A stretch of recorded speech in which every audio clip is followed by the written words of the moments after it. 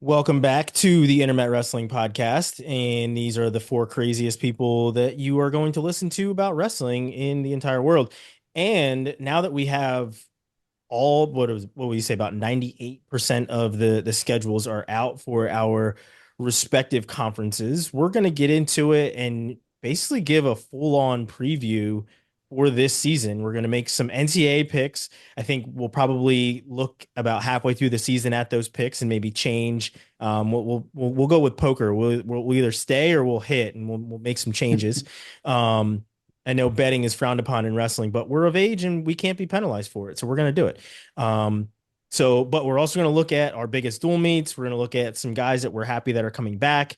Some guys that are some freshmen that are going to be in the lineups this year. We're going to just kind of run the gambit on literally everything and talk about what we have, what is going to be in store for us this season, starting with the EIWA Ivy League. And I'm going to kick it off with Austin because you guys have some changes, and I want to know, how are the schedules shaking out? How have you, is there anything that's like drastic, or is it probably going to still run kind of status quo? Yeah, it's a lot of it's going to be probably pretty similar. You're still going to get, like I was at Lehigh Media Day last week. They still scheduled Cornell on the schedule and Penn. They're going to keep those two teams Mhm. scheduled moving forward. Um, but I do want to be not the first to welcome them, but Morgan State was just accepted into the EIWA, so really cool historic moment there. EIWA now has 12 teams, which is good for the conference. Way better number than 11 that they originally had. Just talking to coaches in both conferences, I think they kind of have differing opinions on it. Um, I'm still on the fence, personally. I want to let it play out, see how it goes. But yeah, I think it's going to be good in most ways. Maybe some things may not be as good as it was, but um, yeah, it's going to stink to not get that grind of a conference tournament and have the 13th seed, 14th seed make a run and earn that qualifying spot like we see. It's usually one guy every year that does that, but um, it's going to matter a lot more now. Guys performing during the year, earning that allocation. It's going to go a lot further this year in both conferences. Yeah, it's probably like a double-edged sword, right? Where it frees them up to schedule teams that they haven't, like a Lehigh, they can schedule teams they haven't scheduled in the past, but then you're missing out on a lot of teams that were really good in your own conference that are now gone. Has there been any shakeups with like the Ivy League tournament? Do we know where it's going to be? Do we know, kind of how it's obviously going to look just like any other conference tournament, but is there anything that they're going to do, or at least pull from the EIWA, that they're just gonna pull into the Ivy League conference tournament? Is there going to be a fancy dress code? Yeah, I think it's suit and tie, mandatory there. Um, Ascots are required. yes. Well, a Yep. welcome brunch. Yeah, it's going to be a hefty dollar to get in there, probably with the Ivy Leagues. No, but yeah, all kidding aside, it's going to be EIWA on Friday, Saturday at Lehigh, and then on Sunday they're going to do Ivies at Princeton. So about an hour apart, hour and a half, depending on traffic, and it's going to be the same weekend as PIAA states as well. So there could be a lot of good wrestling going on here in the East Coast. I don't approve. I hate that, It honestly. Coaches hate it. They can't go scout, but it's every other year. I feel like EIWAs and conferences fall on that weekend. It sucks, but it is what it is, right? It's Yeah. almost like you could see it coming and adjust things, but what do I You, know? you would think, but I don't know. Yeah, why not? The Why wrestling not? community, they're not that smart to plan ahead like that, Robbie. Come on. Yeah, but this is the Ivy League. They're supposed to be the smart guys. Like, what the hell? Like, Hey, let's at least they're on Sunday, so they can go recruit. Yeah, technically PIAA is over come Saturday night. You're right. Yeah, this See? is this Not. is true. So EIWA How about them can apples? recruit, but Ivy League will get the first couple of days. They can't recruit any of the finalists. Is essentially what's going to happen for the Ivies. But no, that's cool. I think it's going to be really awesome to see how things shake out now with the Ivy Leagues. I talked with BWA, Black Wrestling Association, and when we're gonna have an article, I did get some quotes and stuff from them. It's just that we're really tied up in doing all of our preview content right now, so we haven't gotten to that, which is why that hasn't come out yet. But be on the lookout for that. They've talked about how the growth of Morgan State is helping them create some headway within wrestling as well. Obviously, they gave a ton of credit to HBCU wrestling, who's really kind of spearheading all of that. But be on the lookout for that. That'll come as the season comes around. But right now, like I said, we're kind of up to our necks in preview content. I know we're talking to a ton of coaches. I still have two more coach interviews that I have to do this week with Goodale and Storniolo tomorrow and Thursday. But like I said, we're here to talk about some duels. And as much as we can look at schedules and say, oh, that's awesome, let's mark our calendars for this, let's mark our calendars for that, and we'll get into that. I want to start with stuff that we aren't getting, because there's a number of times where we get to the end of the season and we realize that, oh, yeah, this top 5 guy and this top 10 guy didn't hit at all during the season, or this is the first time that we're seeing this matchup. And it's a conference matchup that we're not getting. So Robbie, I'm going to start with you, and then we'll just kind of spitball off of it. What are some of these matches, or at least maybe a dual meet, that you've looked forward to for anyone in the ACC that we're not getting? Well, on our side, the ACC is small enough that everybody sees each other every year, so we don't have anybody missing out on in-conference matchups, which has been good because it allows the teams to chase a more difficult out-of-conference schedule. And we'll talk about that in a few minutes. But some of the out-of-conference duels that they have this year are impressive. So kind of breaking those down, the one that I've wanted to see for a few years is Iowa State, Virginia Tech.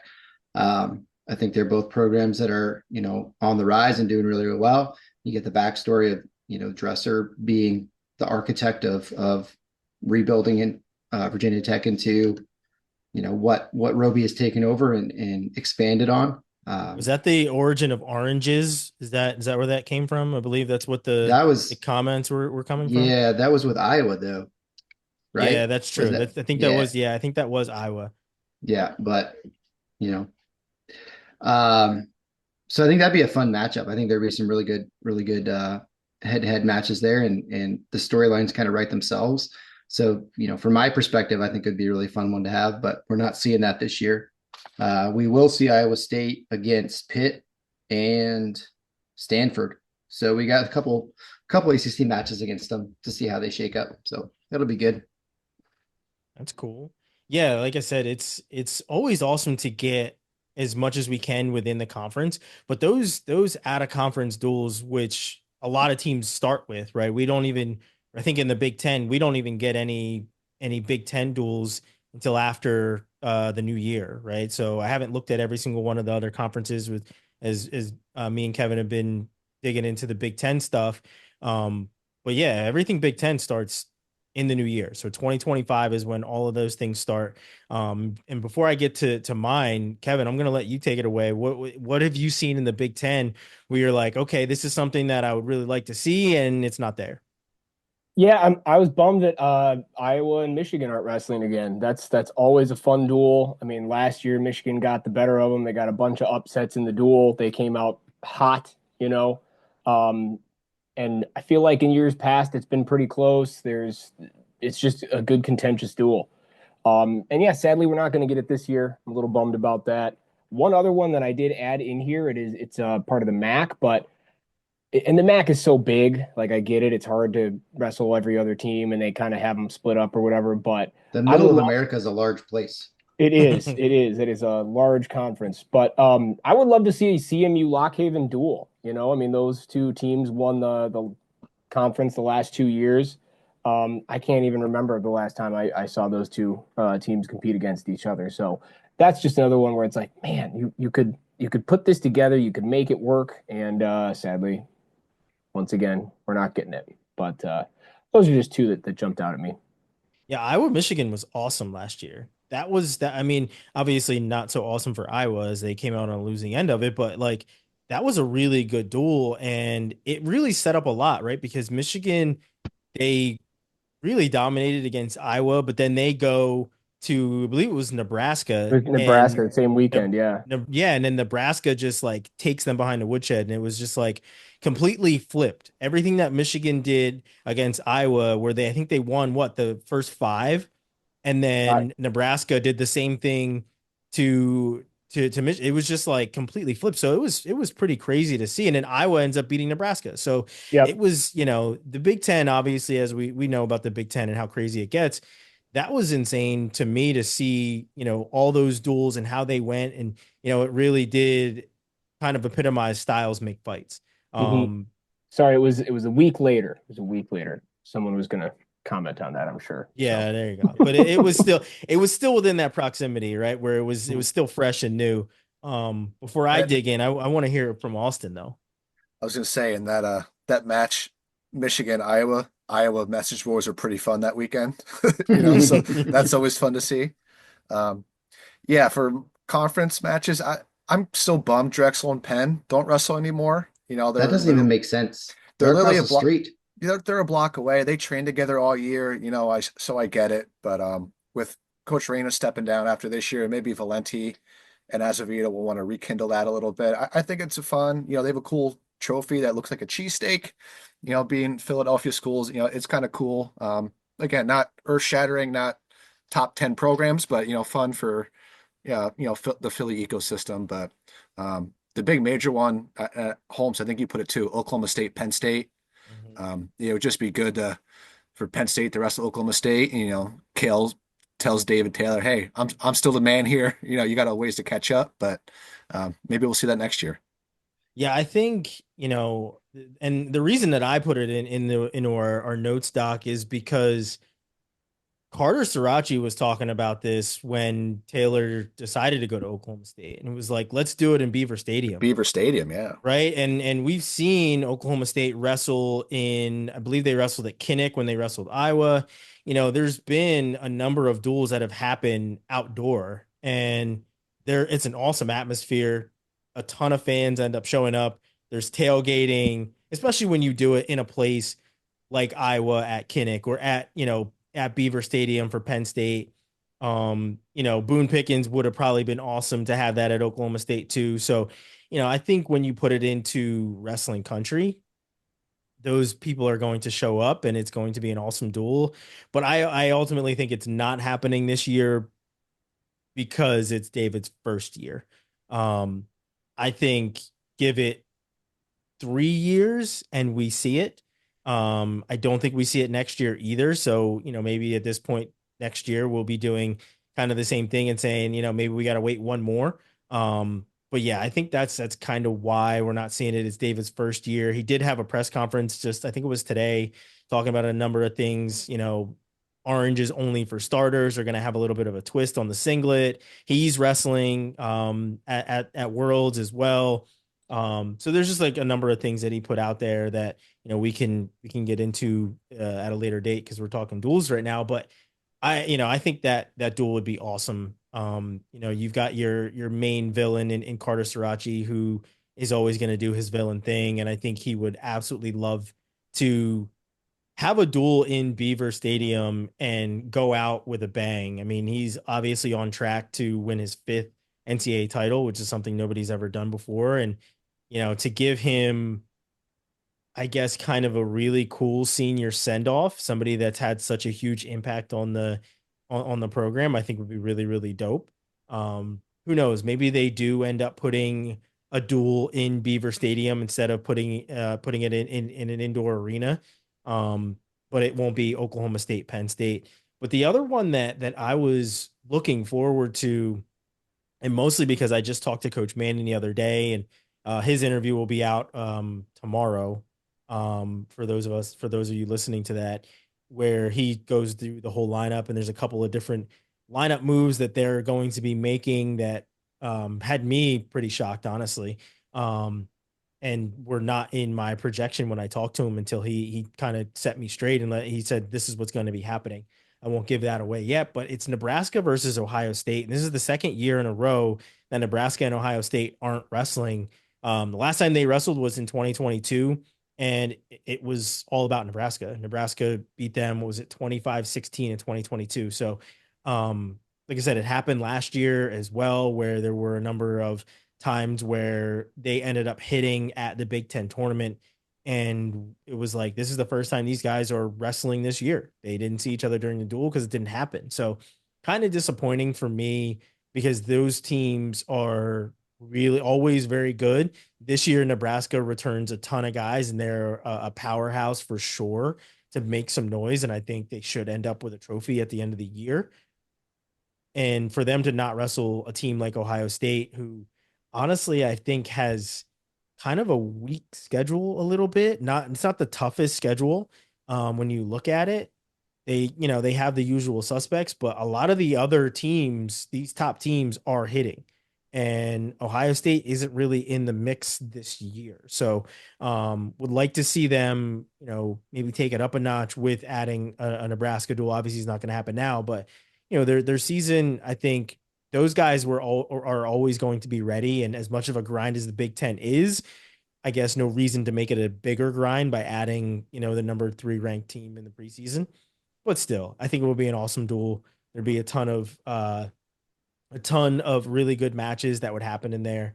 And speaking of, schedules that aren't the toughest schedules in my mind, as we go to our next topic, Iowa and Nebraska have incredibly tough schedules where they hit all the usual suspects, including each other.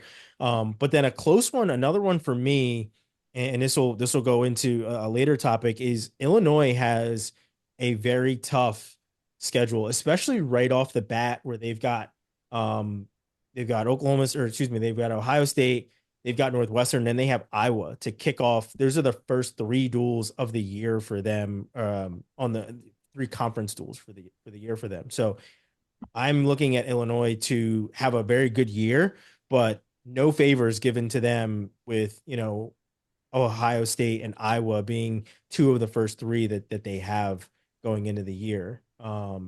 Robbie, anything out of the ACC that you're seeing, that anyone that has like a particularly tough schedule this year? So Rob Cole took over and completely flipped UNC's scheduling on its head, and their schedule this year is intense. They're going to hit Nebraska, so number 3 Nebraska, number 12 Illinois, number 7 Ohio State, number 8 Iowa State, and number 24 Oregon State, just out of conference, not counting Virginia Tech, NC State, and Stanford, who are also all top 15 ranked teams. So they're no slouch this year, and they're hitting both the Soldier Salute and the Scuffle, I believe. So they are not backing away from competition this year. So I'm interested to see how that's going to shake out come conference season, and hopefully injury wise, everybody stays healthy, because that's going to be a heck of a grind to go through to even get to ACC season. That might be the toughest schedule that, in the NCAA. I don't know It's too many other certainly up teams there. that are hitting that many ranked teams. That could be really, really awesome. Claunch, let's go back to the Big Ten. Whose schedules that you took a look at that you were just like, yeah, that's a gauntlet. I was really impressed with Rutgers, and what they put together. I mean, obviously the Big Ten in general is always going to have the usual suspects, but I was happy to see that Rutgers added Virginia Tech and NC State. They'll also And have Duke. Penn and Duke, Penn at the end of the year. They have Princeton thrown in there because you got to have that New Jersey battle with Rutgers and Princeton. Um, Are but they no, doing is that one is that the Jersey Jostle? it Because just NC is that when NC State wrestles them? I think so. I was looking it's at I that think yeah, today. Jersey I think that's one of Jostle. Frank's events. Yeah, Yeah, it Yeah. is. I think you're So right. that'll be a fun one. Yeah, so that'll be cool too. So, but no, I was just happy. I mean, it's whenever you can go get tough competition from other conferences, guys that you might see at NCAA's that you want to get a feel for. That's a great thing to do. And so, more power to Rutgers for getting together with those 2 ACC powerhouses, Robbie. And Duke. Also Duke. Journeyman events are going to be really good this year. Not to say that they're ever really bad, but I know there's a couple happening back home in the Lehigh Valley and Bethlehem, and they have one at Freedom, one at Liberty. Austin, are you going to be there doing commentary again? Don't know about commentary. I have to reach out to Frank, but yeah, I'll definitely be there in attendance, at least watching. Yeah.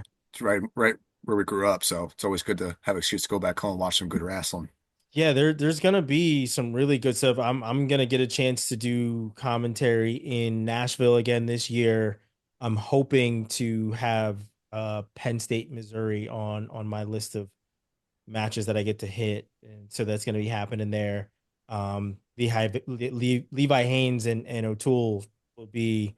I hope it happens. Put it that way. I don't see either team sitting either one of these guys. I think they're going to make it happen.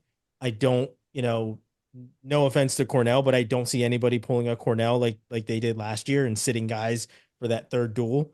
Whether they're hurt or not, I just don't see any of these teams saving guys for the tougher duels. If they're going to give a guy some experience, I think it's going to be in an earlier one where the matchup probably isn't so tough.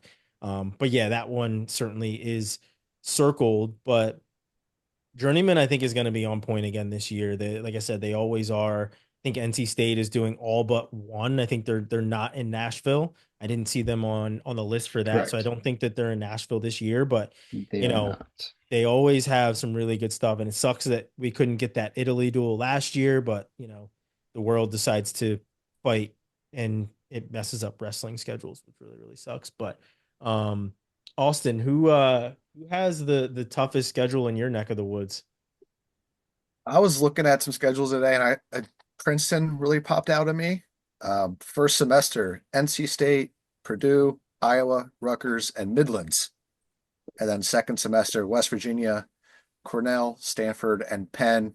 I think that's a pretty dang tough schedule there. And like I said, they're going to host Ivy conferences, which again be another good event. But yeah, they have a lot of ranked opponents and duels, and I think Coach Dubuque and his new staff are up for it. They're always seeking out good competition, and I think they'll have a good year and shock some people.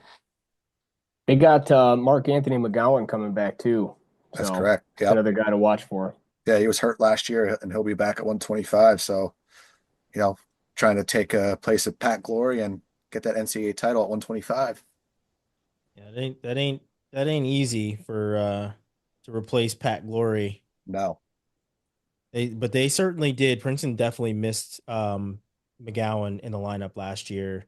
But I think even though he was injured, right? It's not for redshirt, or I think what is it? Defer eligibility is what they do. Yeah, Yep. IWA. I think he probably needed a year to kind of get a little bit more acclimated and everything else. So I think even though it was due to injury, I think it probably helped him more than anything to sit a year anyway. He was obviously really good coming out of Blair, but I saw a couple of matches from him where you would expect him to be more offensive, and he was backing up a ton, right? And it wasn't so much a tactic as much as it was just like trying to hold the lead.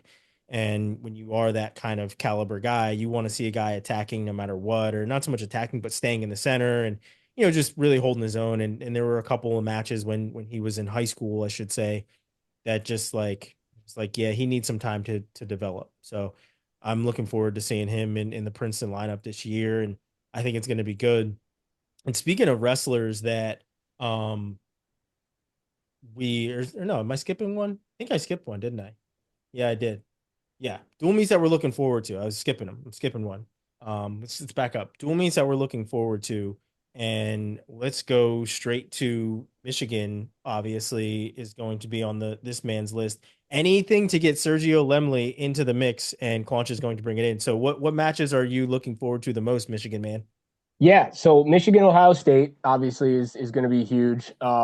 It's always a good duel, two highly ranked teams, and again with any of these dual meet formats, like if you get a team that comes in hot and they get a couple upsets, it could flip anything. Does But in that particular, rivalry transfer over in wrestling as much? I mean, obviously football is football, I but like, does it I've transfer always over? I've always assumed so. Yes, like I've never like nobody for either team is like it's fine if I lose this one. Like that's not how that's not how they operate. Um, so I'm just going to go ahead and say yes, it does. I mean, it definitely does with the fans. The fans care just as much as they do for the any of the other sports where they compete against each other. So, but in particular in that one, Sergio Lemley didn't wrestle in that duel. Mendez got the bye, and those those 6 or not bye, but void. So those 6 points go a long way.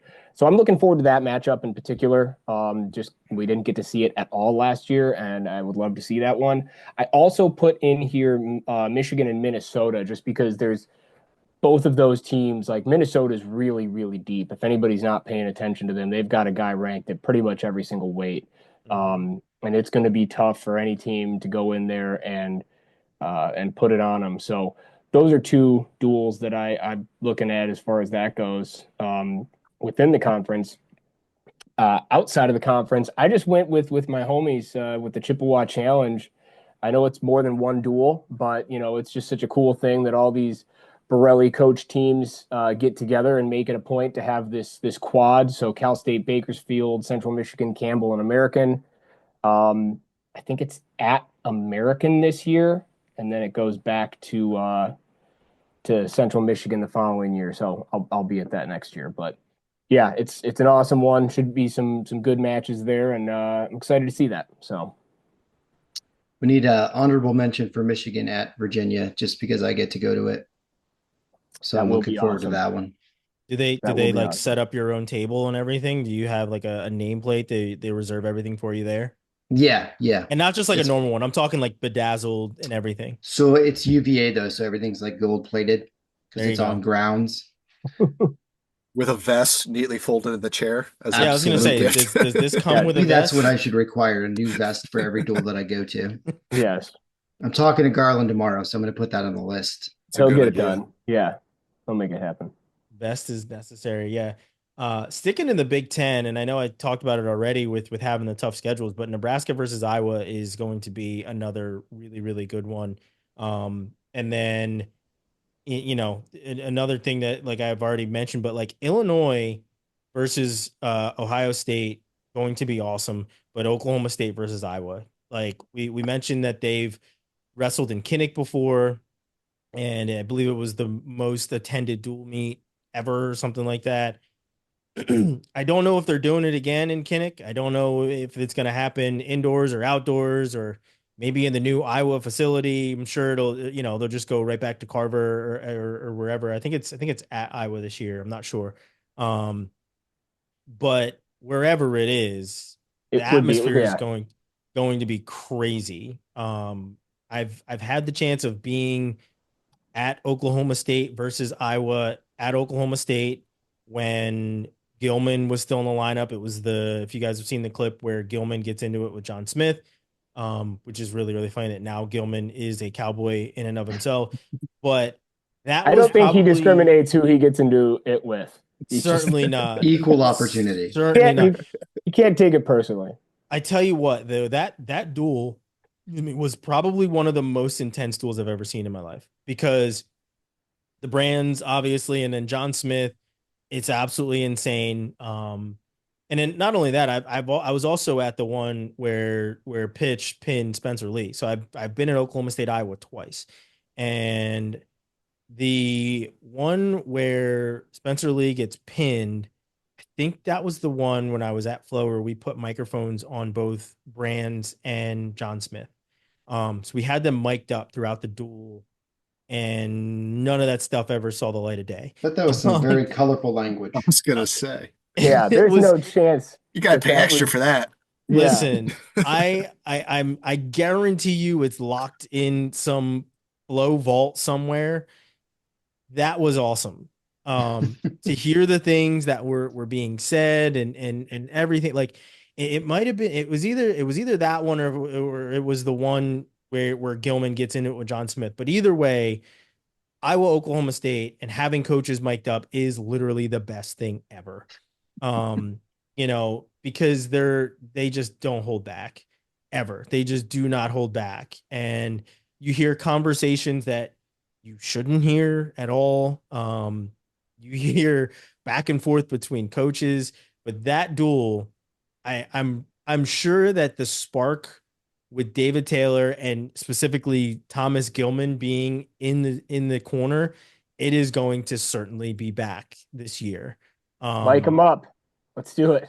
Listen, I'm telling you what, if Gilman turning crazy Penn State when he was there and rooting for them as much as he did goes up 10 notches because now he's an official coach and he has a lot more stake in anything. It's going to be this duel.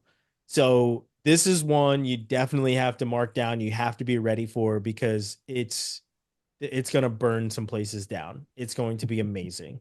So that's the one that I am absolutely looking forward to that isn't in the Big Ten that I'm just like, let's make it happen. If I can go to that, I will go to that and I will be in that place because it is always, I think Iowa versus Oklahoma State is more fireworks than Penn State, Iowa. For some reason, it's just different. It is just a different type of duel. Um, but yeah, those are my thoughts on what duels I really want to see. I What's think both happening in the fan ACC? both of those fan bases have been fans of the program for a lot longer, you A know? very long time, right? Yeah, Helps. yeah, and they're not friendly. They're not friendly when it comes to wrestling whatsoever. But Robbie, what's happening in the ACC that we need to look out for? I mean, every year we have NC State, Virginia Tech is a must watch duel. It's been, it's decided the conference dual championship for the last 6, 7 years.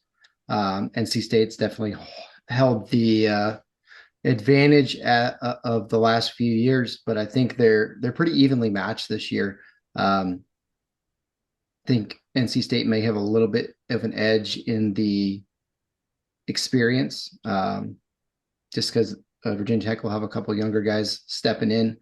But it's always a great duel. No love lost between the two programs. They know they're both right there with each other. They're both top 10 programs in the country. It's always a good one. It's in Blacksburg this year. I think I've gotten to go to it the last 4 years, and it's always a fun one. So I always look forward to that one. They were smart enough to move it back to the end of the year.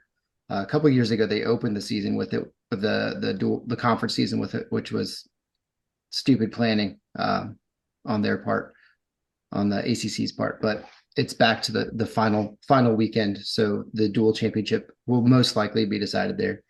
And then pseudo out of conference, North Carolina State and Virginia Tech are both traveling to Oklahoma State. So, as we continue to hype up Oklahoma State and what they've got going down there now with Taylor taking over, they have a hell of a team.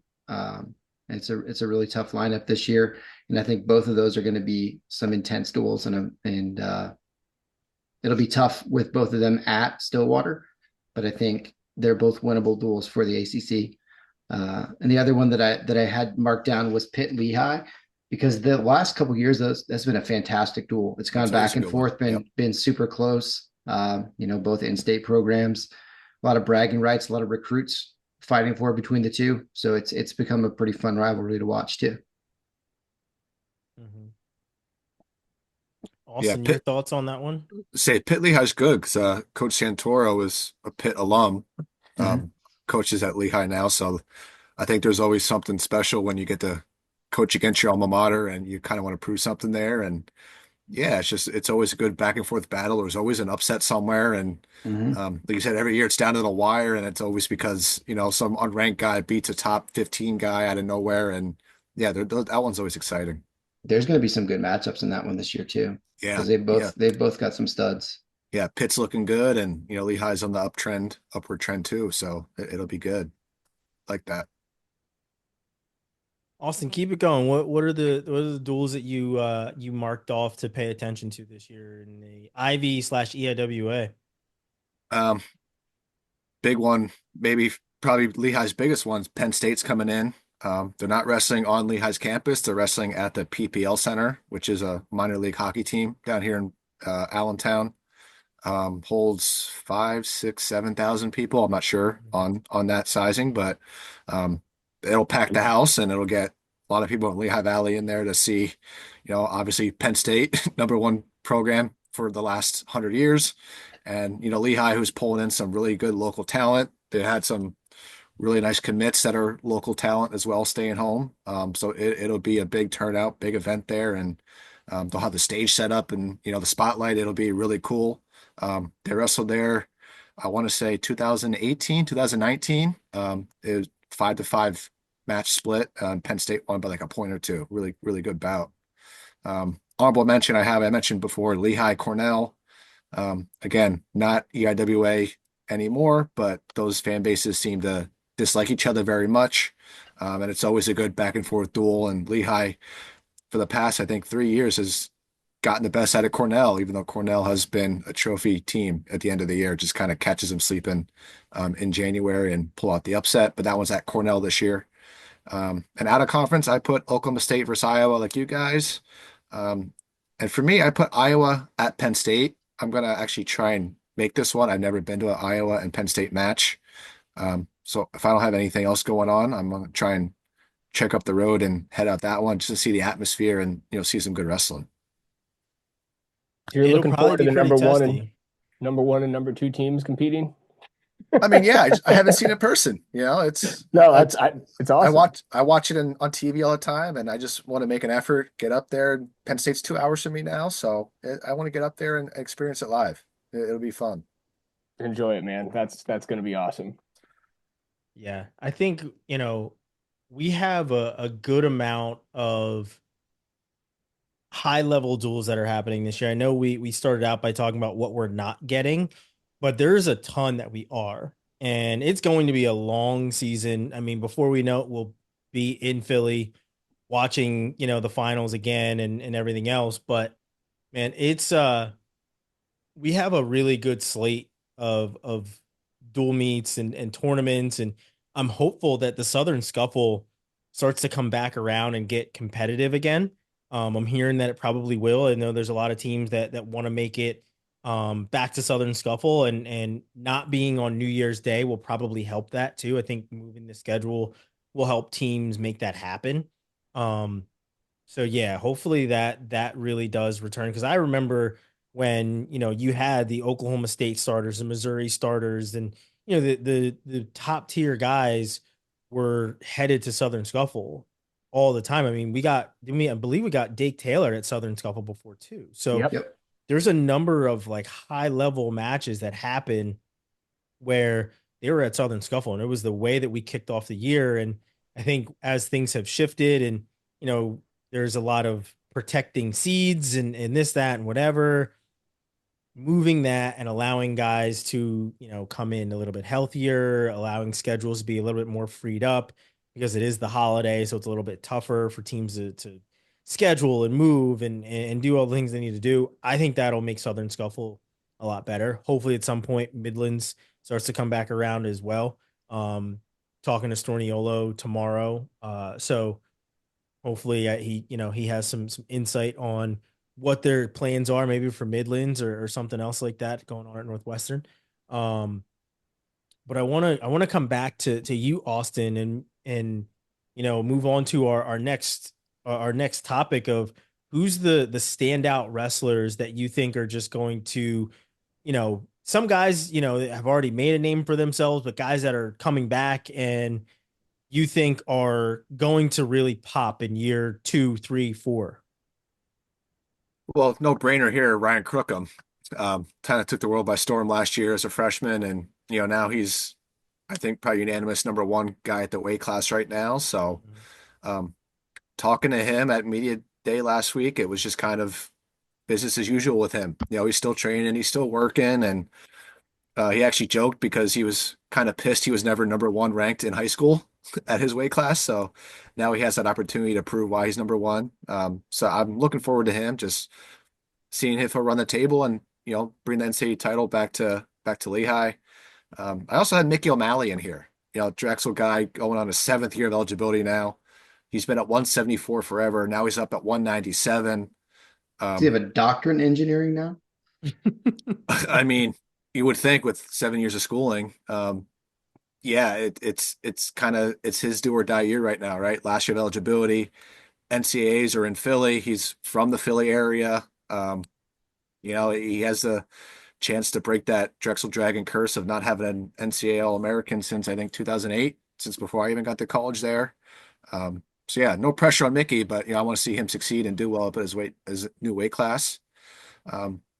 Outside of conference, I put Luke Lilladall. A lot of hype around this guy. I say this guy like he's unknown, but you know, a lot of hype around him coming in as a true freshman, and you know, hopefully he breaks that 125 curse for Penn State. But I want to see him, you know, develop a little bit and you know see what he's made of. And a lot of people are calling him the favorite to win the weight class at 125, which is crazy to say because if it's anything last year, you know, we're gonna have 25 guys vying for that title and competing there. So it'll be good to see him. And I know I'm rambling on here, but I put Sasso. Probably Robbie put Sonny, and no, I'm talking about Sammy.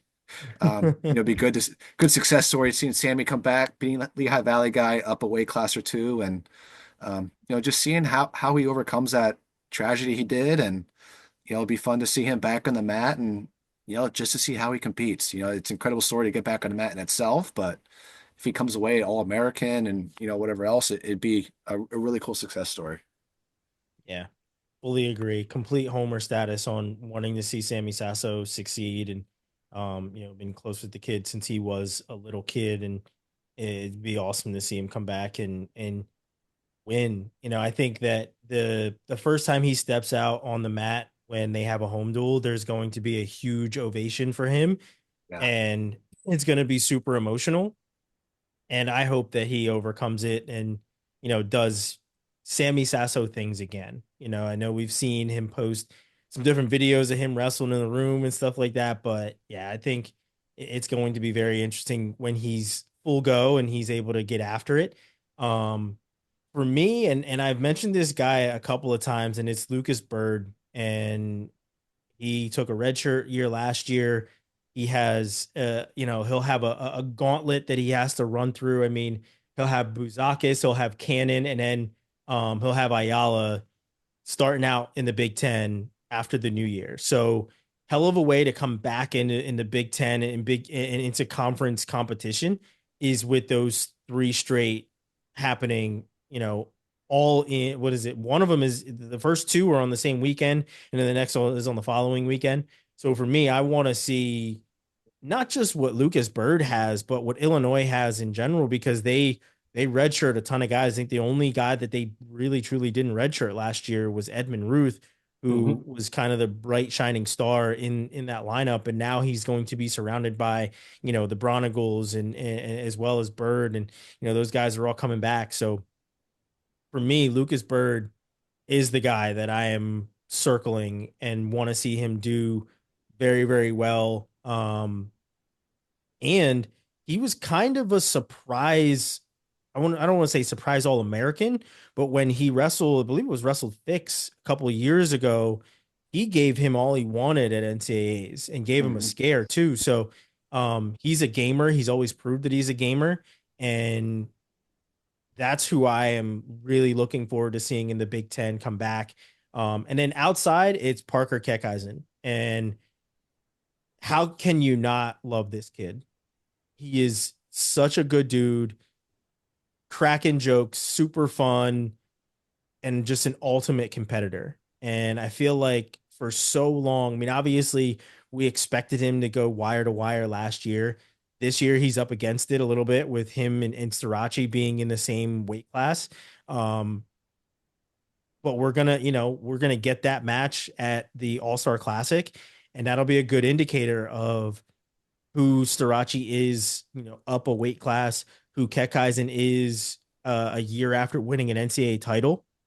But I am always looking forward to seeing how Parker Keckeisen has developed because he is, like I said, he's a baller, man, and you see it out on the mat every single time. Um, and I can't wait to see him back on the mat, and I can't wait to see that match with him and Starachi. Um, I agree Robbie, with Lucas your Bird, thoughts? though. I agree with Yeah. Lucas Bird. I want to see him on the podium so he's as tall as his girlfriend. But Yes. Yes. Thank you. yeah, no problem. The Sorry. man, Go listen, ahead, Clutch.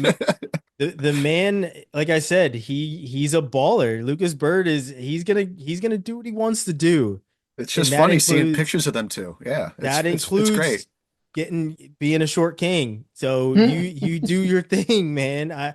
More I love it. power to I Lucas love it. Bird. Love that kid. I absolutely love that kid. He was I talked to him and Casper. They were together. I want to say a couple months ago. Casper had a little bit of a break, and I think he was back home in Ohio, and they had, those guys have been very close for a very long time. And was texting with Casper when I saw him send a post, and kind of shot videos back and forth, and shot some text back and forth. So really looking forward to seeing him back on the mat. Might have to hit up Illinois and get a Lucas Bird interview and see how he's doing coming back. Robbie, coming over to you, who's the guys that you want to see if they've regressed or if they've jumped levels going into the next year? Oh man, you can't look at the ACC and not be stuck on Caleb Henson. The performance he had in NCAA's last year, the confidence that he's had since he stepped on the mat in Blacksburg. I think he's got potential to be a multiple-time national champion. All indications are that he's continuing to improve, both on and off the mat. His leadership skills are impressive. Very much a leader for the team, and the coaching staff loves his work ethic and everything that he does. So it's going to be exciting to watch him. Then the weight class after him is somebody to keep your eye on, is Rafael Hippolito. And, it's kind of hard. He's going to be a freak. I mean, what's wild is you take a weight class that was vacated by the freak himself, Bryce Andonian, and now you're replacing him with a multiple-time world Brazilian Jiu-Jitsu champion who started wrestling in high school and was a 2-time Virginia State champ in 3 years of wrestling. And now he's continuing to get better. His presence on the mat is insane. Like, he's always calm. It's very reminiscent of Andonian. It's a weird thing to watch where they're calm in every situation. They never panic. They're always in control of everything, and they see things that you don't see, and they're able to get to it. So he's going to be a really, really fun one to keep your eye on. Dude has a really, really high ceiling, and would not be surprised to see him on the podium this year. Is Virginia Tech at the Keystone Classic? They are. Yeah, because I saw Hippolyta last year, and he was fun to watch. Just another year in that room, wrestling with a guy like Andonian and Henson. I agree with you there. He's not only fun to watch, he's a really good wrestler. Yeah, nice kid too. Yeah, that's awesome. Out of conference, I'm really high on Crookham. He's so fun to watch. I think he's got the potential to make it happen. And you already kind of hit on everything with Parker. And, except for the fact that he's also bald, so I got to support him there. So I give him the edge over Carter just because of that. So you're showing your complete bias, all cards on the table at all times. Absolutely. That's how I roll. Oh man, Kevin, what are your thoughts? Who are the guys that you've got your eye on this year? Yeah, I'm gonna go to Greeley, Colorado first. For Andrew Lira is coming back. I'm excited for him. Obviously, was NCAA champ his last time competing, Olympic red shirt last year. So that's going to be fun. A fun addition to an already deep and wild 141-pound weight class. So that's exciting. I'm really excited for him. And obviously, we talked about it on this show before. He had the chance to leave and look for NIL deals and other stuff going on, and decided to finish out his final year with Northern Colorado. So I hope he can, finish it up at the top of the podium again. And then inside the conference, I'm excited to see Jacob Cardenas, make the move from Cornell into Ann Arbor, and what he's going to be able to do. I mean, we've talked about the depth in that room, not only with the team itself, but with the RTC guys training. I mean, he's got no shortage of high level partners that he can get his hands on and continue to develop. He was already a beast, and this is not a shot at Cornell. They've got, a lot of depth in that room too, but sometimes it's good to get good different coaches and different practice partners to see what you can expand. So I'm excited for him. I did have two other shout outs here. Antrell Taylor at 157 pounds is going to be really exciting. I mean, getting down to an actual weight class where, he was an All-American at 165. So that's going to be really, really impressive to see. And then shout out Sergio Lemley. At all weight classes. At all weight classes, yes. The king of the Sergio Lemley fan club will always speak on Sergio Lemley. Exactly. How many members are in that club now, Clutch? It's so far just me and then Sergio. Sergio's an honorary member. You're looking for more. We gotta get the word out. You got to get these numbers up. Yeah, Yeah. there's no dues, you know. Um, I will say just on him though too. I mean, his progression through last year from the beginning to the end was huge. Obviously, he's Yeah. shown that he can beat some of the best that we've seen. And again, now he's going to have real Woods in the room with him to train alongside him and help him keep getting better. So, I am excited to see, what level he can get to this year. I mean, again, 141 is stacked. It's going to be a beast for anybody to get on that podium, but I know he's got to have a bad taste in his mouth after NCAA's last year. So he's coming in hot. I Yeah. love Sergio too, because he's always so like mild-headed. He's always just so constantly like hyper focused. He doesn't get too rattled by anything, whether it's good or bad. And he's fun to watch how he keeps his calm like that. Mhm. I might join that fan club with you, Clunch. You're in. There's the three of us now. Nice. I like that. You can be the secretary. Awesome. I love it. I love it. So to wrap up, let's go a little rapid fire. Not so rapid fire where we're just spitting out names like crazy maniacs, but let's make some preseason NCAA champion picks. And obviously, we haven't seen a match yet. So it's way too early, and we'll do this again, probably twice. I think we'll do a halfway through the year. Like I said, are we sticking with it, or are we gonna hit? So maybe we could double down on some of these guys to keep the poker punts going. 125. I'm saying Figs repeats. Robbie, your thoughts? Who's your I pick? got I got Matt Ramos. I think 25 is wide open, and it could be any of 30 different people, but I like Matt Ramos. Austin? I think I like Anthony Noto. If there was word he might go up to 33, if he's down at 25, I like him. He's been consistent the past few years, and it'd be nice to see Lock Haven get a champ, if I'm being honest with you, too. Interesting. Claunch? I'm gonna go with Jory Volk of Wyoming. Big 12 champ last year, All American last year. Was he a world champ or world finalist back at like U20s a couple years ago? I thought he was a champ. Can't Um, remember.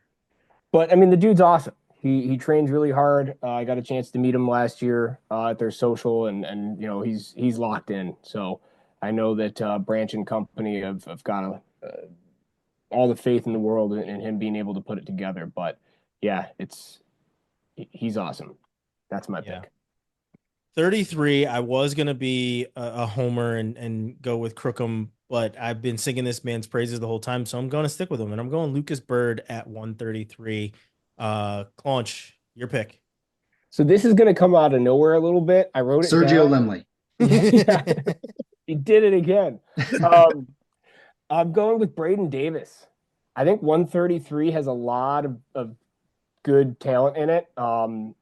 It's kind of like 125 and that there's a lot of craziness that can happen. But let's not forget, he was awesome last year. He was so good. I'm sure he's pissed off that he wasn't an All American and at the end of the day. And he's going to come in ready to go, prepared by all the guys in that room. And the track record just says that he's going to get better. Plus, that guy just carries himself with a lot of fu, and I think that he's going to use that energy to get himself to make it happen. So. Yeah. Austin, your pick at 33. You probably know who I'm going to pick. You got to go Crookham until someone in this field beats him. He has one career loss, and it's to Vito, who's a two-time champ and a world champ. So until proven otherwise, you guys stick with Crookham. Yeah. Robbie? I like Crookham. I'm gonna go not Crookham. I'm gonna go Nasir Bailey. Coming through Little Rock, getting their first ever champion. Crookham beat him twice at NCAAs, just so you know. It's a new year, new year, new you. I just say, I know. New year, I new agree. you. I think Ragason's up there too, man. Ragason's tough. Yeah. Interested to I, see O'Reilly's two-time All-American, but Connor McGonigal coming in Mm, at Tech is going to be a fun one too. yeah. yeah. 41, I'm going to Lirez. I think Alirez beats Bo Bartlett in the finals to win it. I know we weren't picking both finalists, but that thought just kind of peeked into my head, and I think Alirez Bartlett final. and Alirez gets it done to win his second. I think either way, there's a repeat finalist between him and and Mendez loses to Bartlett in the semis, and Bartlett makes another final. So we'll have either one of those finalists repeating to make the finals, but it will be Alirez to win it. Robbie, your thoughts on your pick, I should say. Homer pick, 6'5" Sam Latona finally filling into a full size weight class at 141. I don't know that he'll get it done. I like Brock Hardy here. I got Brock Hardy over Lirios in the final. Is this right? Is Brock Hardy a junior? He is a junior. He's on the Mickey O'Malley plan. That is correct. He is a junior. Wow. They gave him a year back after that Splatel. Yeah. That's the right thing to do. Yeah. Claunch, go ahead. Who's your pick? Yeah, I talked about him earlier. I'm going to Liriz as well. I think he's going to get it done. And whoa. This is actual Sergio Lemley's weight. I'm aware. He's runner up. I think, yeah, exactly. Liriz over Lemley, and then the Lemley Sans starts from there. Austin, your pick? It's just hard to see Mendez losing this week. He looked so good last year. He looked good at trials. I think it'd be between him and Alirez and Bartlett, obviously, but yeah, I'll go Mendez. 49. I think there's redemption in the works, and I love it. And it's all about Ridge Lovett for me at 49. That's what I have too. Launch, do you agree? I do. So, this might be way me overthinking this, but he had such a good year last year, and I talked to him a couple different times at NCAAs, just doing interviews or whatever, and he seemed so happy-go-lucky, ready to go and everything, and which is great. I mean, that's who he's been, right? I'm not trying to say that he needs to change his personality and be something that he's not. But I just don't think that you're going to see anything but a man with a mission, and I think he's going to get it done. So you're taking Lovett? Yeah. Austin? This is a hard one for me. If I had to pick, I kind of like Van Ness here. I just think there's something about that Penn State magic coming off of injury, and I think he wants to prove it. And you got to go Van Ness. I think he's going to be him and Henson in the finals. Robbie? You already know. Caleb, Hitman, Henson. Beat Lovett once last year, almost beat him twice. That Vegas match was back and forth and kind of had a controversial ending. Until I see something otherwise, I'm not taking anybody to beat Henson. All right. 57. I'm going to tell you right now, I would love to see him win it because he essentially got the bag to do it, and that's Shakur Teamer. Give me Teamer at 57. Robbie? I got Shapiro over Teamer in the finals. Austin? I'm going to double down what Robbie said, too. I like Meyer. Kev? That's Shapiro. Yeah. That's my pick. Odd man out. I love it. 65. Wait. Did you pick Johnny Lovett? No, yes, I did. Johnny Lovett. That's who I got. TJ Like Hauschmazilli. Championship. I think the kids are a little too young for that one. 65, I'm going with Messenbrink. I think he gets it done with a big old smile on his face. Robbie, who's your pick? Same thing. Messenbrink's so fun to watch. He's like you said, big smile on his face. Always seems to be enjoying what he's doing. Seems to really kind of appreciate the process. Even when he's pissing people off. Yeah, and he's damn good. So I got him. Austin? I like Messenbrink, and I will go on record saying Julian Ramirez does get on the podium this year. I love me some Julian Ramirez. 3-time Reddit 12 guy. He's gonna break it this time, and he'll be on the podium. Launch? You guys see that video of Mitchell Messenbrink taking down Cale Sanderson at practice? Yeah, it looks super serious. Yeah, it was definitely like a hard go. Um, no, he's the pick. It's Yeah. what credibility would we have if we were like any other name? You know? Well, he Why took down Kale. He's pretty good. exactly. So, Yeah. Watch out for Nick Hamilton though. oh, he's He's legit. yeah, ACC champ last year. He's a monster. I see him at Didn't least on the didn't he podium. get a really shitty draw though? Yes. Yes, he Hmm. did. Yeah, that was horrible. 74, and I like I said earlier, I hope that we get this one during the year. And I will say this, and this is a caveat to my pick. Whoever wins during the duel, and this is the same thing that I said last year at this weight. Whoever wins during the duel, last year I said during the conference final, loses in the NCAA finals. So last year, Carr lost to O'Toole in the Big 12 championship and ended up winning in the NCAA finals. I am taking Haynes to win in the NCAA finals. If that's any indication of what you think my pick is going to be for during the year. Austin, your pick. I think I'm going to agree with you. I just Penn State shows up in big matches. I sound like a Penn State, lover fan, but it is what it is that they win these big matches, especially after having a match under the belt with the guy. I think they'll make the adjustments, and I think it's going to be Haynes and O'Toole. I think Haynes wins.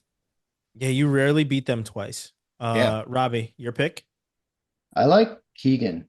Um, I think it's kind of a coin flip there, like if you both said.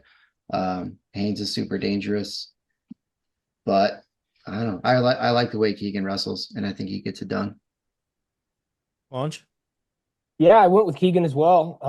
The pause I have is just watching them wrestle recently. What was that the non-Olympic weight trials? And Mm-hmm. Haynes took it to him pretty good. But Keegan's made adjustments. He's wrestled, in arguably the toughest weight class in the country the last couple years, and I think he's gonna be able to finish out his career with another NCAA title. 84. It's Keckeisen and Starachi. And I think Carter gets his fifth. And I know I sound sad when that, but I'm just saying, like, I think, like, I'm not sad if that happens. I'm just saying, I think that's what happens, right? Like, I think we see history is more or less the emphasis that I have. So I'm going Carter. Austin?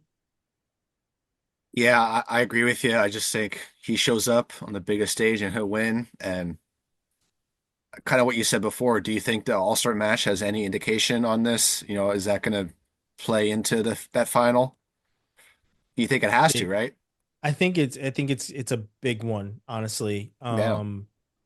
And the one thing I will say is that if last year's All-Star Classic for Keckeisen is any indication, he makes adjustments better than most. Mm. And I only say that because you rarely have to see Carter Sarachi make an adjustment, right? Like it's very rare that he has to make an adjustment on a shot or anything else. Because when he takes a shot, he usually gets to the leg. When he does something, it's usually not the second chance that he's trying to get there, right? So, Keckeisen last year, you saw him continuously trying to get takedowns on the edge until he made the adjustment to make it happen so that that leg couldn't go all the way off the mat, right? So, but yeah, I'm taking Srirachi here. Kevin? Yeah, I'm gonna plead the fifth as well. One, two, three, four, fifth. No, Strachey, I think he's gonna get his fifth. It's gonna be. You have to be Oh, of a certain age to watch the show, I believe, because these yeah. references are not something that most Are kids we are going to really that get. old, guys? Come on. Yes, That yes, was I we that was are. it's sad because that was like 20 years ago. That was I That like know was it's we were, crazy. I was in 2004. college when Chappelle show was happening. Austin, Yeah. you were still in high school. So yes, we are that Yeah. Oh old. man. Yeah. Wow. Starachi gets it done though, is my pick. Yeah, Robbie. I'm gonna go against the crowd. I like Kekison to get it done. Mostly because I like the way he approaches things better than Starachi. I'm not a big fan of the trash talk. And I think Kekison just goes to work and does what he needs to do. And I would love to see him kind of end that career, not necessarily on a sour note, but to kind of end it on his terms instead of Strachey's terms. I think it'd be just for coverage wise, I think it'd be fun. Yeah. 97. You for me, you gotta go Ferrari. It's tough for me. And I will put it this way: if he finishes the season, because as we've said before, It's a we bit of a talk caveat. well, the thing is A big because one. we talk more about his off the mat issues and his off the mat problems. Shout out to him. Thanks for watching the show, as we saw in his day in the life video. But if he finishes the season, I am taking Ferrari. But like that's the tough part. If he does not finish the season, I'm taking Stephen Little to win an NCAA title for Little Rock. I like that. Robbie, your pick. I will not pick Ferrari. My stance on that kind of stays the same until I see some sort of change from him. I don't know that he has the capacity to make it through a full season with the way things have gone over the last few years. So I won't pick him until I see something different. That being said, we know what he's capable of. We've seen him at his best, and he's a phenomenal wrestler. But all that other shit has to be out of the way for that to happen, and I don't know that that happens. I got Jacob Cardenas coming through. I think he has, a long established record, and I think he breaks through and gets it done. Launch. That's a good pick, Robbie. That's who I have as well.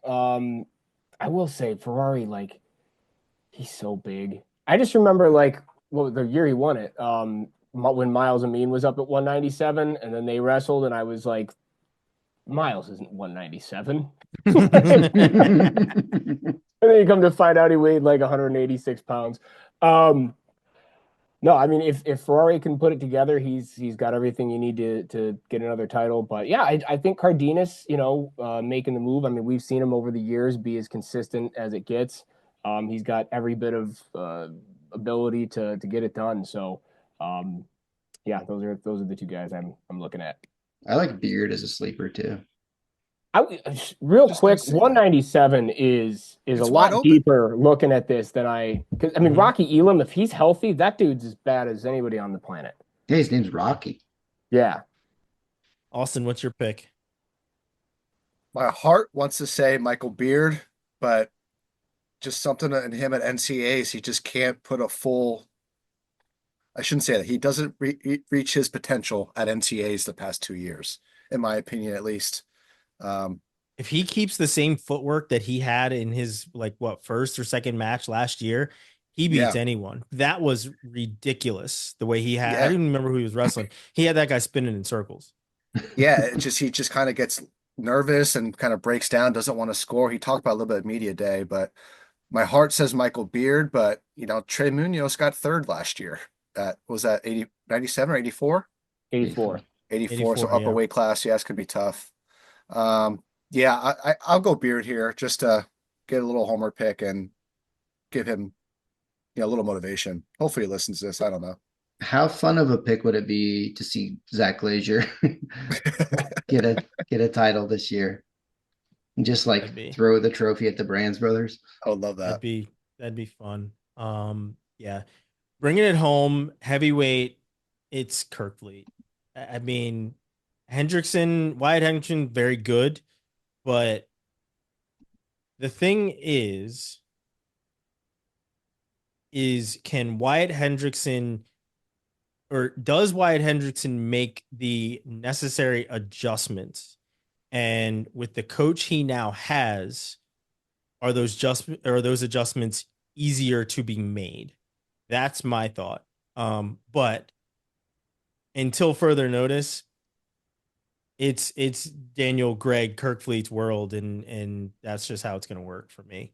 How much has David Taylor rolled with Kirkfleet to understand maybe a weakness or two he has as well? I don't know if that comes into effect, but I don't know if they've rolled together very much. I would assume not very much, considering how much bigger He's Kirk Fleet he's is. huge. Yeah. Um, Not a but small person. yeah, but like I think that being in the room Yeah. and knowing the things that are necessary, obviously he's out of the room for an entire year now, right? Mhm. But Kirk Fleet, I see him making changes, but if it ain't broke, don't fix it, kind of a thing, right? Yeah. But I do see him getting better at what he does best. Agreed. Robbie, who's your pick at heavyweight? Isaac Trumbull. Now, don't sleep on him. He's moving up from 97. He redshirted last year. As a redshirt, he was U23 world champ at 97, um, won the Midlands, and then made it to the finals of the Olympic team trials. He's put on great size. He's I mean, he's damn good. I think he's going to be a much bigger threat than a lot of people are expecting, and he's going to have matchups with several of the top 10. He'll see Hendrickson, he'll see Slavakuski, and he'll see Pitzer, who's good. So I mean, he's going to get tested throughout the year. But from what I've seen and what his trajectory is, I would love to see him in the finals. Kevin?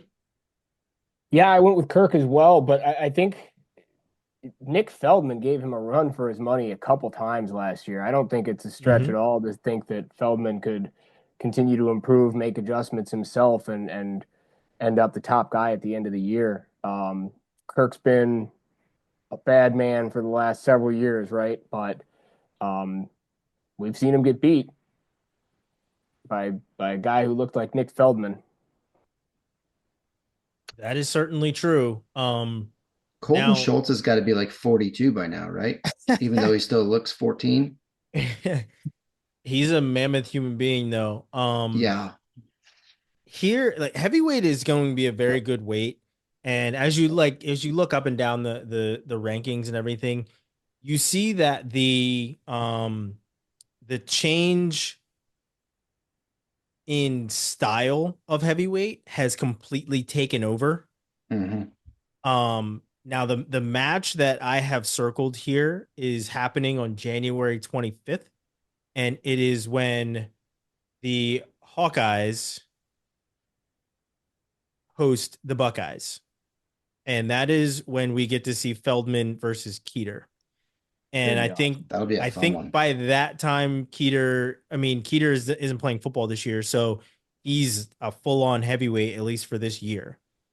Keeter is my sleeper pick here at heavyweight. I think that he will give Kirk Fleet a very good run. He knows they wrestled last year, and when they wrestled last year, obviously Keeter is not on that level. So it wasn't going to go very good for him.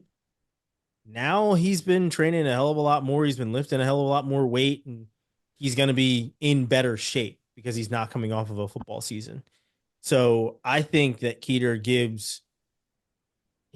has a very good shot against Kirk Fleet, but that Feldman versus Keeter match is going to be a super test, big Mhm. time test, um, on January 25th. So that's one of those weight classes. That the heavyweight weight class on January 25th is going to be the it should start at 125. Normally we're like, hey, let's start at heavyweight and let's work our way back around or whatever.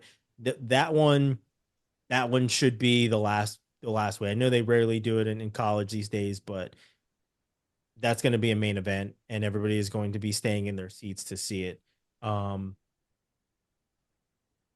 Here's a question. Now, I'm sure that we all are in agreement that Penn State is going to be Penn State when it comes to the NCAA tournament, and they're going to win another one. But two-part question: who fills up those next three, 2, 3, and 4? And does Penn State break another record? What are your guys' thoughts? Do they break their own record? I should say. Thoughts on that? I've got a I couple Penn State dudes in here winning championships. Um, and it's probably safe to assume a lot of those other weights you're gonna. I mean, Really, the only weight class they have that's kind of in question, I would think, would be 197 with Josh Barr, and I think that's just basically because Josh Barr, like I referenced earlier with Miles Amin, doesn't really weigh 197 pounds. He's still an excellent wrestler, and is going to be a factor, probably a qualifier certainly. But other than that, I mean, you bump was that Kasak up to 57. Obviously, Van Ness coming back at 49. We know what Bo Bartlett is. We've talked about Lillidahl and what he's potentially going to be able to do. And then you got Strachey, Kirk Fleet, Levi Haynes. Like they'll be fine. They now that I'm talking this out loud, they might very well break their own record. I mean, it's not like it's out of the question. I They have mean, less questions this year than they did last year. yes, certainly. And they get more points at 125 this year because Lillidahl he's legit. Lillidahl is their first really big 125-pound recruit since Nick Suriano. They haven't had a guy at 125 since Nick Suriano was in that weight class. Before that, it was who? Nico. Nico. Ludus, yeah. Yeah, Megaludus, yeah. And How that's does it. Lillidahl feel about Handsome Tuesdays? I'm sure he goes for a good looking Monday. He's not much of a handsome Tuesday guy. But no, I think that they do break their record.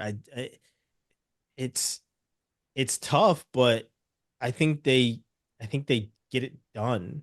So yeah, that's my thought. Do you, Robbie, Austin, do you think that they break it? Or if they don't, how close do they get?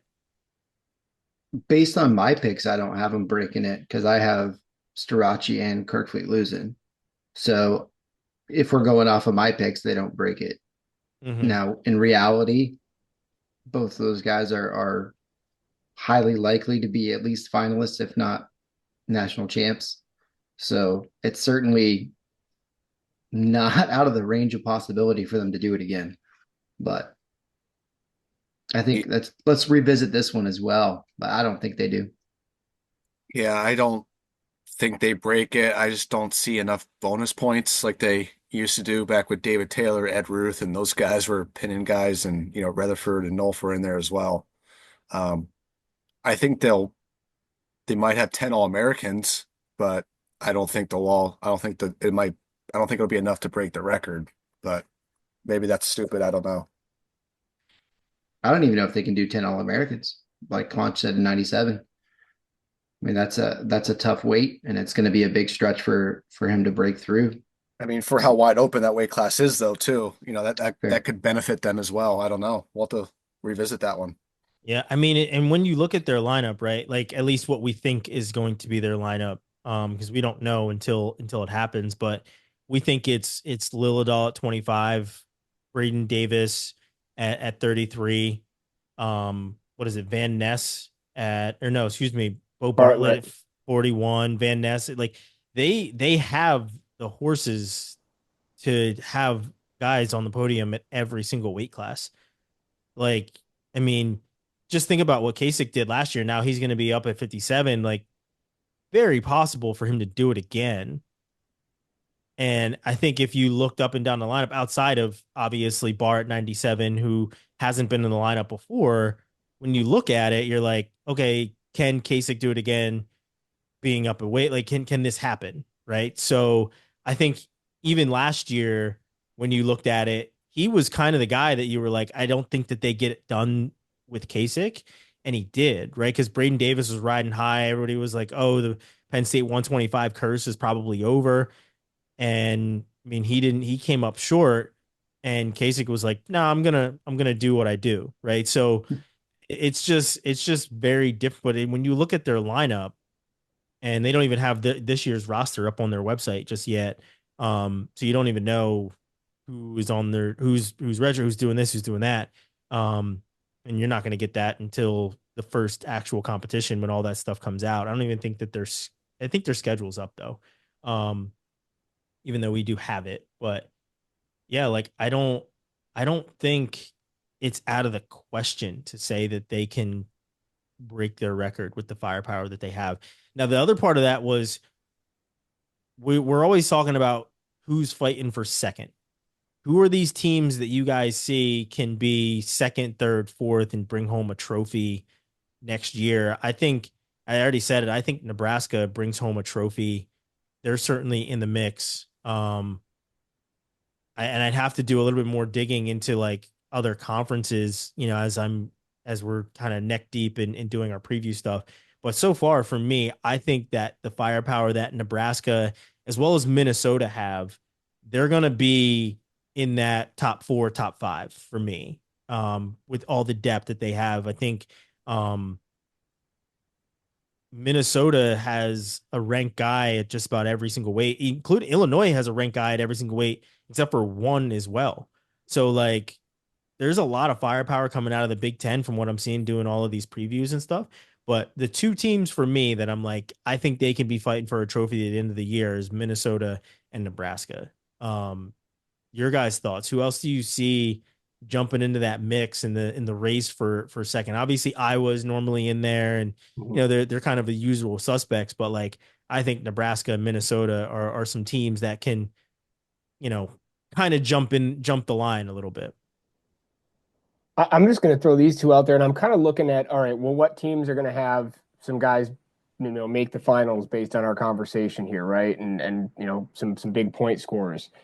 Cornell certainly has that. We talked about Julian Ramirez and getting on the podium. We talked about Shapiro and what he's able to do. They've got studs up and down their lineup. Ohio State's another one of those teams where, if you get Mendez winning another championship and you get Feldman in the finals or something like that, I mean, those are, pair that with the rest of their roster, they're right there as well. So those are just, I mean, yeah, then you've got the Oklahoma States and the Iowas and all those guys. But I think that if everything goes right for them, those are two teams that could absolutely walk away with a trophy. Mm-hmm.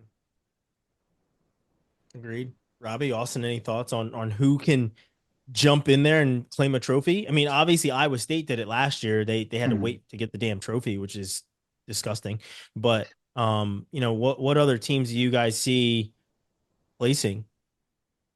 I mean, I think the Hokies and the Wolfpack could both break through. Mm-hmm. Um, kind of how everything it shakes out with the number of All Americans they get, and if they are able to get finalists and champs again, I think they're both certainly in contention.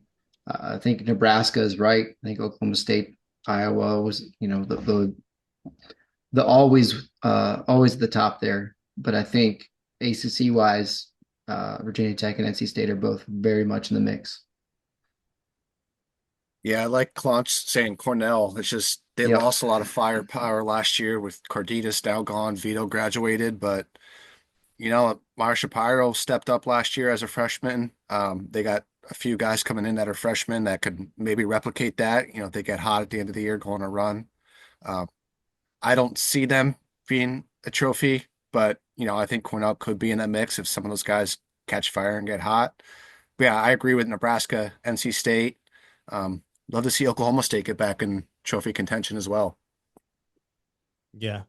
Yeah, that as we were talking, I was just like, I wonder what it brought me to kind of like another thought. And I know we didn't have this question on the doc either, but of the new coaching staffs, who are you guys most excited to see this year in their first years of like how they can develop their team and what they can do now that they have their own teams, right? A lot of these guys were assistant coaches, now they're head coaches.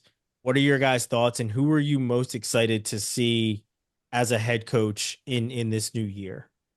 Adam Hall. Yeah, agreed on that. Absolutely, Adam Hall. He's got Bear Claw coming in, so he's got an All-American threat automatically, or to start out. Um, don't have a huge depth of talent in the Utah Valley room, but I think that turns around pretty quick. He's bringing in a solid coaching staff. He's already, proven that he's was one of the best assistant coaches in the country. I think he's going to be a damn good head coach, and I'm excited to watch him build that. I'm gonna jump in here Well, I guess I should say Ben Bennett at Central Michigan. I am very excited to see that. I mean, if we're gonna, I'm gonna throw that out. It's a little bit under the radar, but just because he's been there for a long time and everything. But I do think he is going to have a good impact on that program and help further the Chippewas, towards some new things there. But I was looking at Donnie Pritzloff, man. I want to see how he's going to Yeah. fit in with the Ivy Leagues here, but bringing in Sebastian Rivera and Buxton and Bullsack, like he's already put together a really, really awesome and credentialed staff. I mean, it's going to take a minute with Columbia to put it together, but he's got the staff in place, that's for sure.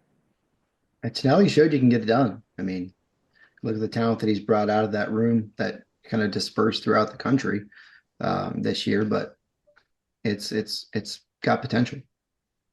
Yeah. Yeah, I know looking at Columbia's lineup, they have a few guys that are taking a gap year, deferment year, whatever you want to call it. So I don't think they'll be at full strength, but they'll have some, 4 or 5, maybe 6 guys sneak into NCAAs for Columbia. But um, so yeah, I like Pritzloff, but maybe not a new head coach, but a new coaching staff at Princeton. I think it's going to have, a good positive impact. Just bringing Ashnold in, Brewer coming in, and handsome Nate Jackson staying around.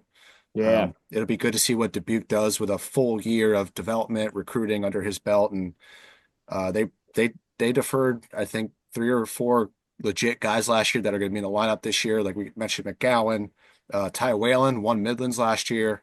Cole Mulhauser had a bunch of good wins, just to name a few. So yeah, they'll have some firepower.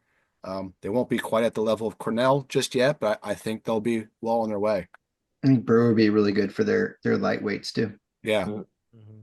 Yeah, and yeah, I agree. I like you said with Princeton, I'm anxious to see how Stanford does in year two. I know it's not year Yep. one for them, but the way that everything went for both Princeton and Stanford and how late in the game everything happened, and they had to like kind of just hit the ground running. I mean, those guys didn't even have places to live, right? They had to find houses, they had to find everything and really truly figure it out. So I think Still haven't now found that, their schedule this year. Just throwing that out there. it's Yeah. apparently coming this week. I was told by Sean Gray it's this week. So Get down the we'll curl bar and be get your schedule out, Gray.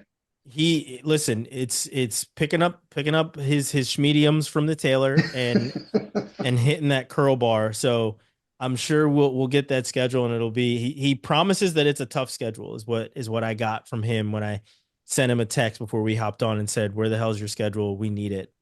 So I think we'll get that here shortly. But yeah, I'm anxious to see how they developed and how things have gone now that they've had a full year, right? They're a little bit more acclimated to the school. They know what kind of guys they want to bring in. And obviously, it's not going to be much different from guys that they would be going after at Princeton either.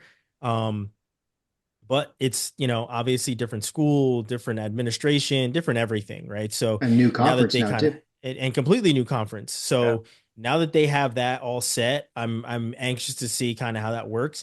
And then obviously you want to see what David Taylor has. I know we've talked about this new staff at Oklahoma State so freaking much, but none of these guys outside of one of them has been a coach before, right? Like we haven't seen Gilman as a coach, we haven't seen Taylor as a coach, we've only seen Jimmy Kennedy as a coach, and Tyler Caldwell. Obviously, we've seen those guys as coaches, but like it's completely new regime. It's completely new everything. I mean, even their singlets are going to be different. Where he's talking about only starters wear orange, and you got to earn to wear orange. There's going to be a little twist to the singlet, and all this other stuff, right? So I'm anxious to see how they rally around a coach that isn't just pointing his finger and saying this is how you do it, but he's actually doing it. And from what we've seen so far, these guys are truly rallying behind David Taylor, and they can't wait to see him go out and potentially take down Sadulayev and have some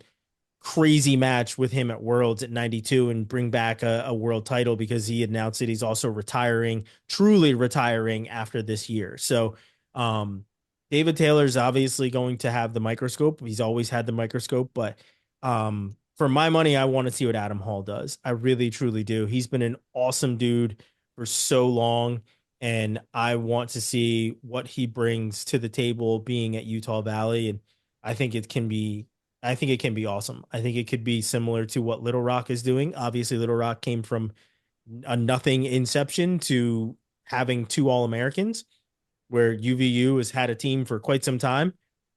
But I think that what Adam Hall can be for Utah Valley is what the entire coaching staff at Little Rock is for them and what they do.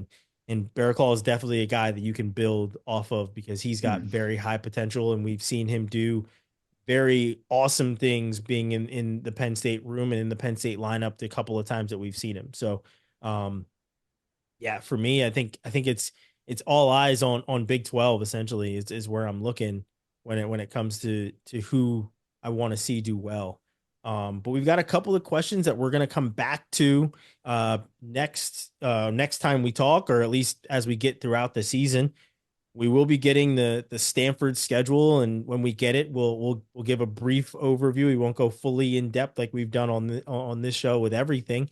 But we'll talk about that Stanford schedule once we get it. And I know we've got some hints of some of the things that are going to be on it, but right now nothing official. But outside of that, guys, I know we've got a ton, and I've mentioned it a number of times, a ton of preview content. I myself, I have the Indiana. I think Nebraska is going to be out on Wednesday with all their changes. Indiana will be coming out. Storniolo will be talking to him tomorrow. Goodale or Storniolo on Thursday. Goodale on Tuesday. So a number of things. Kevin, I know you've got a number of things too. I'm adding my stuff to our article of like top Big Ten duels that you need to watch out for. Guys, Austin, Robbie, what do you guys have coming in the ACC and then the Ivy and EIWA that the fans should be looking out for preview wise? We should start seeing some head coach interviews rolling out over the next few days. Talked with Coach Garland the other day. Talking with Coach Roby tomorrow. Then hitting up some North Carolina coaches. Hitting all three in the triangle at some point in the next week or so. So that'll be coming out. We got some breakthrough guys to watch. Articles should be coming out. We have some tiers of rankings for the ACC guys and the top out of conference duels. I hit on it a little bit beforehand, but I'm working on something, putting together a road trip guide for the ACC for a big weekend that they have coming up. So that'll be a fun one to look out for. Yep, and I got Ivy League little preview coming. I got EIWA preview. I got weight by weight preview for that. And I'm trying to nail down Coach Kerry Colott for an interview. He's not much of an interview guy, but I'm trying to get him on camera here. And, haven't talked to him in a while. And, he got some new coaching staff, All-American last year. I haven't talked to him in a while, so I'm trying to nail him down and get him on. Been trying to nail down Pritzloff as well, hear from him about Columbia and some other stuff in the works. Just haven't finalized anything. I gotta get my butt in gear here. You gotta ask Colot pretty much the entire interview should just be about his shoes, the Nikes from back in the day. Good shoes. See if he has any left. Yeah. The different iterations of them, what made it go great. from the original Colots to the Colot speeds. Were they really faster? I think they were lighter, made you faster. Yeah. There we go. I'll have to ask him that. That's the shoe that should come back. Absolutely, it should. That is the shoe that should come back. They were the best. Those were the best shoes. Grant Turner, get on it. Yeah, that's what needs to happen. But yeah, like I said, we've got a ton of content that is going to be coming out in the coming days. So make sure you are paying attention to this. And also our man Slap the Mat, I think that's what his name was, right? Slap the Mat on YouTube. Saw your comments. You wrote a ton of stuff. We appreciate it. Keep that stuff coming. I know we didn't answer any of your questions, and no, we do not think you are a fool. We actually love everything that you're putting in there. So keep that stuff coming. Anybody else, keep throwing those ideas at us. Keep throwing those questions at us. We'll answer as many of them as the season comes and as we're going throughout the season as well. So it should be fun. We'll do this again probably next week and talk about some more of the developments as we get closer. And as we talk more with a lot of these coaches and kind of bring in any of the different inside stuff that these coaches are giving us. But fellas, you guys got anything else, or should we wrap it up? Just real quick, before we jumped on here tonight, we saw the news about Campbell potentially dropping scholarships and some ramifications that can go with that. We are not ignoring that. we want to give that some attention that it truly deserves. For the time being, I know Earl's trying to touch base with Scotty and set up some stuff. So be on the lookout for that. Rachel is also Garrido's also talked to him tonight. So we're trying to figure that out as much as we can. So be on the lookout for some information about that. But for the time being, support Campbell in any way you can. I know all their Twitter page, all their social media stuff has some information about things that are going on. So check that out, support them. They have 2 weeks till the opening duel against Wyoming. They're opening the season on UFC Fight Pass. So, for as much as they've done to be innovative, they got some shit they're going to deal with now. So let's make sure we're supporting them. Yeah. Yeah. They've been seriously like transcendent when it comes to having duels in a barn and working with UFC Fight Pass and just like the subtle jabs with Branch and Wyoming. Like they've honestly tried to build for the sport. So Yep. hopefully, everybody can rally behind them and we'll certainly do our part here to promote them as much as we possibly can. We're going to go full bias when it comes to Campbell because we don't want to see any programs be dropped because of any of this NIL craziness and rev share and whatever else you want to call it. So we're going to be behind Campbell. We're going to do everything that we can to promote them and make sure that they stick around. So yeah, we're certainly not ignoring it. We will have some content. We will have some different stuff. As you said, Earl and Rachel are reaching out and getting things together for them. And the picks that we made, we'll throw them into an article so that everybody can make fun of us and tell us how crazy we are, but we will be coming back around to that when we hit the halfway mark. And then obviously before the NCAA tournament to see how much our thoughts have either shifted or we're doubling down on them. But we appreciate you guys listening. Keep those questions and stuff coming and we'll see you next time.